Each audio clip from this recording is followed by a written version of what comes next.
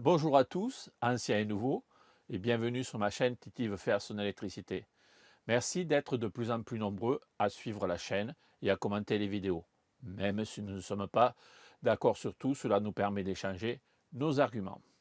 Dans ce nouvel épisode, on s'attaque à une vraie hantise de tous, la coupure générale. La tempête souffle, un transformateur lâche et d'un coup, le quartier est plongé dans le noir. Plus de lumière, plus de réfrigérateur, plus d'internet. Mais pas chez vous. Et ce n'est pas de la magie. Vous n'aviez pas invité Eric Antoine à manger ce soir. Aujourd'hui, on voit ensemble comment continuer à avoir du courant quand tout le monde nous sort les bougies. On parle des différentes solutions existantes, de la simple station d'énergie portable à quelques centaines d'euros jusqu'au système de secours automatique à base d'onduleurs hybrides branchés directement sur la maison. Mais comme toujours, avant de commencer à faire quoi que ce soit, il faut prendre son temps et réfléchir. Qu'est-ce qu'on veut vraiment alimenter? Couvrir ses besoins essentiels, alimenter toute la maison. En cas de coupure, la première erreur, c'est de vouloir faire tourner toute la maison comme si de rien n'était. Mais la réalité du terrain, pour tenir la distance, il faut faire des choix. Le réfrigérateur et le congélateur pour ne pas perdre la nourriture, l'éclairage de base et la box Internet pour garder le contact, la recharge des appareils vitaux, comme vos téléphones. Maintenant, quelle solution faut-il déployer? Si vous avez déjà votre installation, si vous avez des micro-onduleurs, votre installation toute seule ne pourra pas alimenter votre maison en cas de panne du réseau. Pour la bonne raison que suivant la législation en vigueur, en cas de panne, vos panneaux ne produiront plus rien. Ils ont besoin de voir la fréquence du réseau pour pouvoir produire. Donc, sans réseau, plus de production. Pour les installations avec un onduleur hybride central et des batteries, vous n'aurez presque rien à faire pour alimenter votre maison en cas d'absence du réseau. Voyons comment cela fonctionne avec un onduleur hybride central. Dès que la coupure survient, un contacteur interne bascule automatiquement quelques millisecondes. L'onduleur bascule alors en mode îloté. Il s'isole du réseau extérieur Enedis pour la sécurité, s'appuie sur la batterie centrale et continue d'utiliser vos panneaux solaires pour produire de l'électricité. Vos circuits secourus restent alimentés instantanément, sans coupure. Mais pour remplacer le groupe électrogène, il existe maintenant des solutions pour tous et à tous les prix. Pour protéger vos équipements sensibles comme le congélateur, il existe une méthode simple avec les batteries ou stations plug and play. Ces équipements disposent d'une sortie spécifique hors réseau et souvent on appelle sortie secourue ou EPS. On peut simplement déplacer l'équipement à côté du matériel alimenté et le brancher sur la batterie qui est bien sûr chargée au préalable. Autre méthode pour mettre ce système en fixe et créer une ligne secourue. Le principe est simple mais demande un peu de méthode. On déconnecte l'équipement que l'on désire alimenter du tableau principal. Et au lieu d'être en sortie de la protection du tableau principal, cette ligne sera connectée directement à la sortie secourue de la batterie. Ensuite, la batterie elle-même est branchée en sortie de la protection où était initialement raccordé l'appareil. En temps normal, la batterie charge et laisse passer le courant. Dès que le réseau Enedis tombe, la sortie secourue prend immédiatement le relais sur la ligne dédiée. Attention toutefois à la puissance. Il faut impérativement vérifier que la puissance maximale délivrée par la batterie en sortie secourue soit supérieure à la puissance de tous les appareils branchés dessus. Pensez notamment au pic de démarrage du compresseur de votre congélateur, qui peut être bien plus élevé que sa consommation de croisière. N'oubliez jamais, quelle que soit la solution que vous choisirez, la sécurité absolue, isoler le réseau Enedis.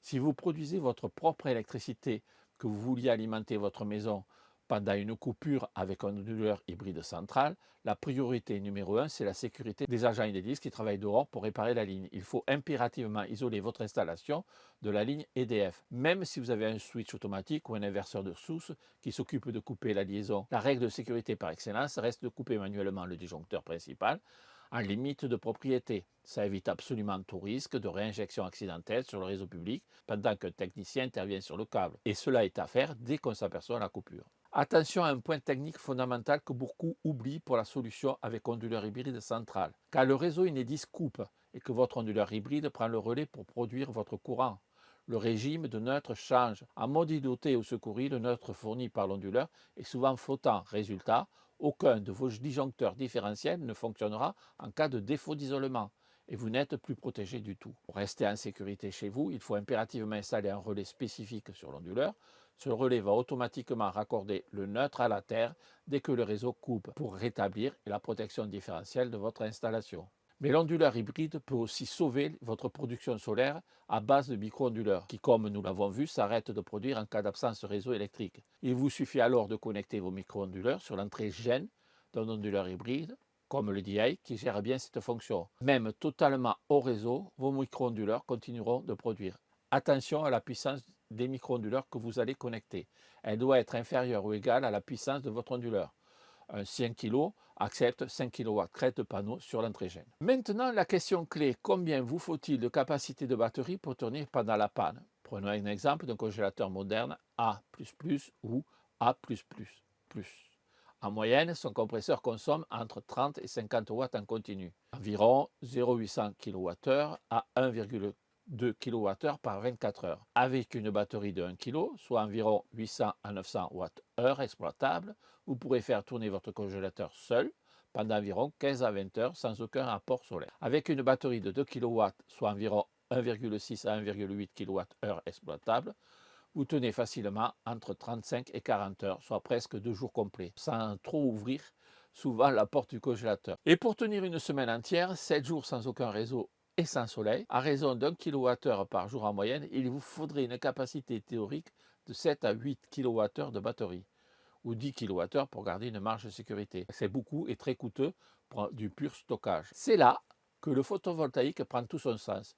À vue du soleil, une batterie de 2 ou 3 kWh, couplée à seulement 2 ou 3 panneaux solaires, vous compensez la consommation du jour du congélateur et tenez une semaine, voire indéfiniment, si le soleil ne faiblit pas, vous êtes en autonomie totale pour le congélateur. En résumé, quelle solution pour chez vous? Le plug-and-play mobile, aucune installation, il suffit de déplacer la batterie au niveau de l'appareil que l'on désire alimenter. Mais il faut penser à la laisser brancher sur une prise 500 A pour la retrouver chargée en cas de panne. Le plug-and-play sur ligne dédiée, idéal pour isoler et protéger des appareils précis, comme le congélateur, sans toucher à l'ensemble du réseau. L'inverseur de source avec batterie centrale et l'onduleur hybride, pour basculer des circuits entiers de la maison en toute sécurité, couplé à la gestion de la mise à la terre du neutre, pour continuer à exploiter tous vos panneaux solaires pendant la coupure, tout en garantissant la sécurité réseau et différentiel. L'onduleur hybride est la solution royale pour avoir du courant quand les autres n'en ont plus. Le temps est venu pour notre rubrique On se parle, on se dit tout. Toujours aussi difficile de choisir un message dans le flot de commentaires que vous postez sur les vidéos. Pour ce premier message, on va prendre des nouvelles de Gaston. Vous vous souvenez, après avoir visionné un épisode sur les arnaques dans le photovoltaïque, il s'était rétracté à temps d'un devis à 21 000 euros. Voici de ces nouvelles. Gaston, 60 VH 9 Doudi, merci d'avoir pris le temps de répondre ainsi. En reprenant mes bases de recherche de zéro, j'ai réussi à trouver un installateur qui a pignon sur rue. Et surtout, une belle expérience. Je vais signer un devis de 13 000 euros pour une installation de 13 panneaux photovoltaïques Dualsun, 13 micro-onduleurs Atmos+, un boîtier de pilotage MG Gateway sans Atmos, pour une puissance moyenne de 6,0 kW. Et tout cela, clé en main, j'ai quasiment divisé par 2 par rapport au premier devis. Encore un grand merci Titi. Cela fait vraiment plaisir Gaston d'avoir de vos nouvelles et de voir que vous avez trouvé un installateur professionnel qui ne vous prend pas pour un pigeon et vous fait une offre au juste prix. Comme quoi, tout n'est pas pourri au royaume du photovoltaïque. On enchaîne sur un deuxième commentaire posté sous la vidéo de dépannage du Zendur sur la Feu 800. Je savais qu'en postant cette vidéo, je n'aurais pas un nombre de vues aussi important que sur les vidéos plus généralistes. Mais mon but est d'aider et de partager pour éviter de longues heures de recherche, dans ce cas précis aux utilisateurs de Zendur. Pour moi, c'est le plus important. Mais je ne m'attendais pas à ce genre de commentaires. De Radomir Dotto. Zendur, quelle blague, ce truc! Gadget, mal foutu, limite dangereux. Bon, je suis déçu. Rien ne vaut le couplage d'essai. Alors merci Randomir pour ton commentaire. Mais il y a deux choses très importantes à recadrer ici, techniquement et sur l'esprit de la chaîne. Premièrement, sur le plan technique, tu dis rien ne vaut le couplage d'essai. Mais le SolarFlow fait précisément du couplage d'essai. Les panneaux solaires sont branchés directement sur les régulateurs MPPT du boîtier pour recharger la batterie en courant continu avant de réinjecter. C'est l'architecture exacte d'un micro-onduleur hybride. Et parler de matériel dangereux, c'est faux. Si l'appareil s'est mis en sécurité suite au bug du profil réseau, bien sûr après une mise à jour, c'est justement la preuve que ces protections fonctionnent. Le matériel physique est costaud, c'est l'application et les mises à jour logicielles qui manquent de maturité. Et c'est exactement ce que je dénonce en toute transparence. Deuxièmement, c'est le plus important pour moi, sur cette chaîne, il n'y a pas de petites ou de grandes installations. Il y a des installations pour tout le monde. Si on fait une métaphore avec l'automobile, tout le monde ne peut pas s'offrir une Rolls-Royce avec un énorme système hybride dédié à plus de 20 000 euros. Le plug and play et les petits systèmes à batterie, s'il a 2 chevaux du solaire, c'est abordable, ça se branche facilement et ça permet à n'importe qui de mettre un pied dans l'autoconsommation et de réduire sa facture sans se ruiner. Avant de poster un commentaire pour descendre un équipement, c'est bien de vérifier sa fiche technique. Mais surtout, c'est très bien de respecter les choix et le budget de chacun. Ici, on est là pour s'entraider, peu importe la taille de l'installation. Nous voilà arrivés à la fin de cette vidéo. Merci encore une fois d'avoir tenu jusqu'au bout et d'être de plus en plus nombreux à le faire. Belle journée à tous. À la prochaine. Ciao, ciao, ciao, ciao, ciao. Ciao.